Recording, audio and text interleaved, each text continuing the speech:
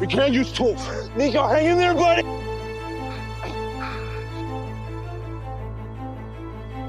How deep was he? I don't know, 3, maybe 4 feet. Box him in. Right here. Drive him in as deep as you can. Got him! Nico! I got his head. I got his head. Is he breathing? Look, they have to get all that heavy sand off his chest before they get him breathing, okay? How long is he under there? Maybe 7 minutes. Breathe.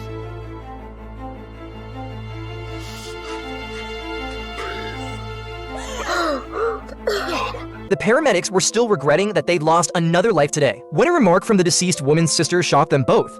What about the baby? I'm sorry, did you say that? She's like 8 months pregnant with a girl. Mikami realized the severity of the situation and quickly examined the deceased woman's belly, then detected a heartbeat from the baby and asked her partner Novak to confirm it. Yes, the baby was still alive. Push up you again. I thought you said she was gone. She is, but we're trying to keep blood flowing to the baby. But now the problem was that reaching the hospital would take at least 20 minutes. Even worse, the baby's heart rate was dropping. The baby wouldn't make it that long. The sister begged them to perform a C-section, but Novak said they were not authorized to do so. Still, the sister kept pleading, not wanting the poor little life to die in the womb before ever being born. After much thought, Mikami decided to perform an emergency C-section, even though she knew it was well beyond her scope. Once she'd prepared for the procedure, Mikami used a scalpel to cut through the skin, then moved through the layers of fat and cut through the fascia. Soon she reached the uterus. Carefully and steadily she continued cutting until she finally managed to deliver the baby safely. But the baby was already suffocating. They hurriedly cut the umbilical cord, immediately applied a breathing bag to provide oxygen, and began performing CPR. With their relentless efforts, a cry finally broke the silence. The baby was alive. At that moment, all three in the room shed tears. Though they couldn't save the mother, her legacy had continued on.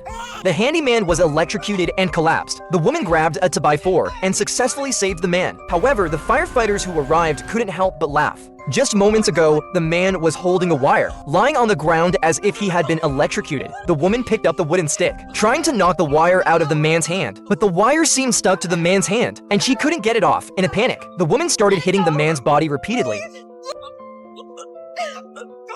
She finally managed to knock the wire loose. When the firefighters arrived, something strange happened. The man's heart rate was normal and his pulse was stable, showing no signs of electrocution. Instead, he had bruises on his arm and a fractured rib. Somebody hit this guy? I mean, I had to. He was clutching onto the wire. Paul questioned, if he was electrocuted, why are there no burns on his hands? Jet picked up the wire from the ground and found that it wasn't even connected to a power source. At that moment, Michelle noticed a medical tag. It turned out the man had epilepsy. He wasn't electrocuted, but was having a seizure. Jet couldn't help but laugh after hearing that. Oh my god, I beat an epileptic. With a 2x4. The woman was about to give birth, but her husband was very worried because she had already given birth to 3 boys. The couple dreamed that this time it would be a girl. They even gathered all their friends and relatives for a gender reveal party before the delivery. If blue smoke came out after the countdown, it meant they were having a boy, and if pink, it was a girl. At that moment, one of their sons couldn't hold back and pressed the switch early. As pink smoke billowed out, the woman was overwhelmed with excitement. They were finally going to have a daughter. However, no one noticed that the smoke drifted towards the barbecue grill. The next second, the smoke powder was ignited, instantly engulfing the woman's brother standing nearby. Fortunately, the woman's husband reacted quickly, pushing the brother-in-law into the pool. Firefighters soon arrived. Upon inspection, the man had second-degree burns on his face, and his eyebrows were completely gone to prevent infection. The paramedic quickly wrapped his head in a sterilized bandage before sending him to the hospital. But just as everyone was preparing to leave, the woman suddenly went into labor. The firefighters planned to take her to the hospital, but she said it was too late. I've had 3 of these kids, trust me, she's coming now. The paramedics had already gone with her brother, with no other options. The only female firefighter, Margin, had to help deliver the baby, having no other choice. She kept instructing the woman to push. Eventually, the baby was delivered safely. At first, the couple was overjoyed, until the firefighter's words stunned the husband. Congratulations, it's a boy. The smoke earlier had clearly been pink, and the wife's face fell with disappointment too. Meanwhile, the 3 brothers on the side were very happy. On stage, the man's bicep was accidentally sliced, but what erupted wasn't blood. It was a large amount of semi-clear fluid, especially when the audience saw everything clearly. They were all angry and cursed the man as a cheater. Just moments ago, Dax successfully won the championship of the bodybuilding competition. Then he called up his father on stage to receive the award together. As the former bodybuilding champion, his father had given him tremendous support, and today he finally finally had the chance to win the first place. But unexpectedly, as the two lifted the trophy, Dax's father's arm was accidentally sliced by a metal part of the trophy. What surprised everyone was that from the man's wound sprayed not blood, but semi-clear fluid. Soon paramedics arrived, only to find the audience in an uproar, cursing Dax's father as a cheater. At this moment, Dax was also puzzled, not understanding what was wrong with his dad. Clearly injured but not bleeding, yet it couldn't be stopped. At first, the paramedic thought it was serum flowing, suspecting the man had been infected with something, until the manager revealed the truth. Synthetic oil meant to enlarge his muscles. And maybe that explains why everyone's so angry. No one likes a cheater. The driver was driving tiredly. His truck crashed directly into the bridge pillar. The bridge began to collapse rapidly. Firefighters rescuing on the bridge instantly lost their balance.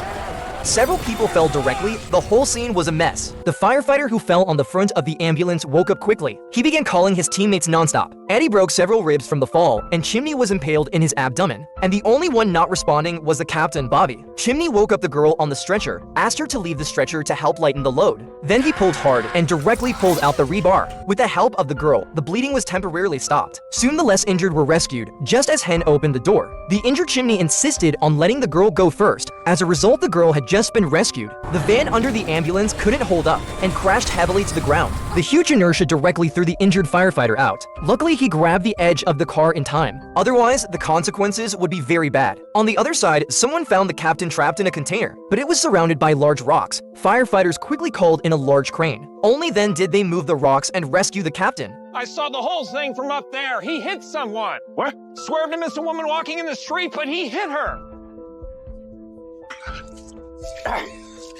1, 2. Okay, She's not breathing. I think her leg snapped. let's get her to the sidewalk. Tony! Grab any water you can from the rig. Got it. Come on. It's in the mouth. Can't get in there. Come on, get in there.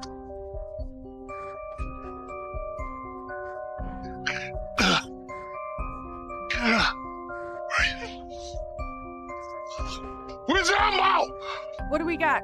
Got a face full of concrete. I think she's got a broken leg, too. Get in here.